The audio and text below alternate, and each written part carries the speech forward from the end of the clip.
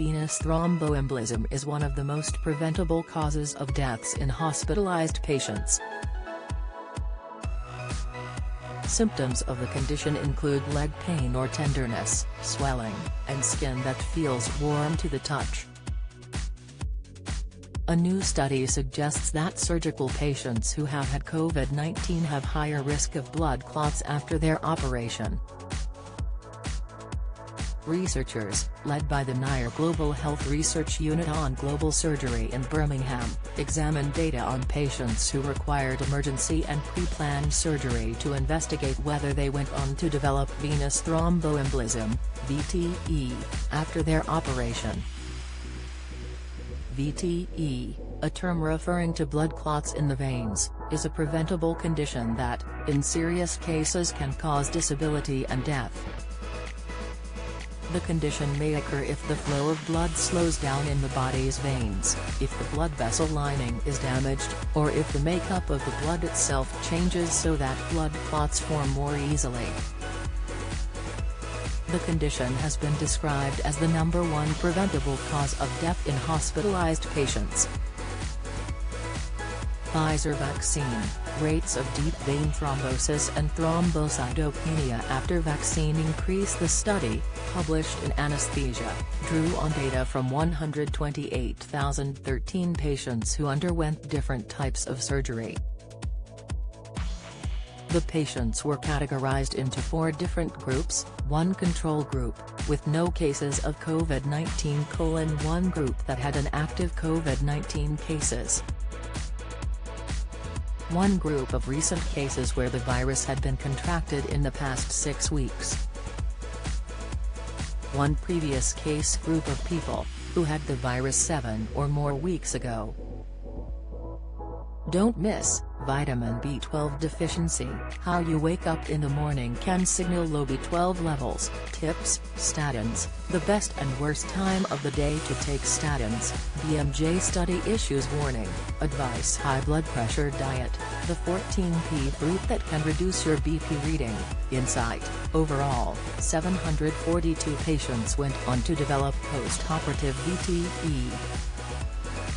Findings showed that those with recent infection had a 90% increased risk of VTE within 6 weeks of their operation. Dr. Elizabeth Lee, co-author of the study, said, "People undergoing surgery are already at higher risk of VTE than the general public, but we discovered that a current or recent infection was associated with greater risk of postoperative VTE."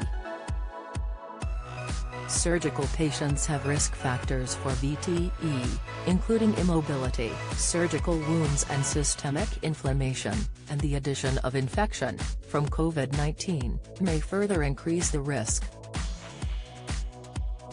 Co-author Anil Banghu, consultant colorectal surgeon from the University of Birmingham, added, "Increased awareness and surveillance should be considered.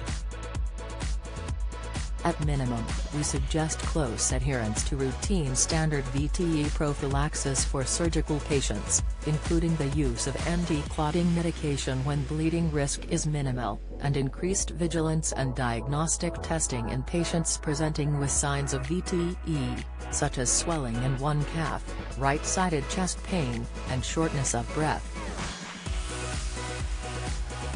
Patients hospitalized with COVID-19 have previously been shown to have a high risk of VTE, between 9% and 6%, despite the use of preventative drugs.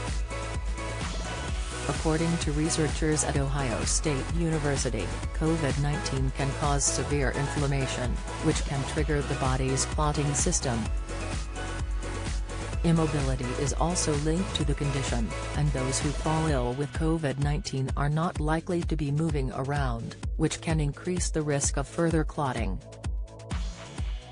Research from Imperial College London also supported the suggestion that inflammation and blood clotting seen in severe COVID-19 cases may be caused by antibodies activating unnecessary platelet activity in the lungs.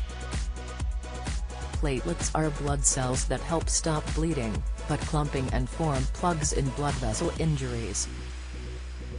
Normal platelet counts are 150,000 to 450,000 per micrometer of blood and can be discovered during a simple blood test. Related articles: high blood pressure diet, the fruit that can reduce your BP reading, statins, the best and worst time of the day to take statins, BMJ, the cholesterol-lowering fruit that could ward off high blood pressure.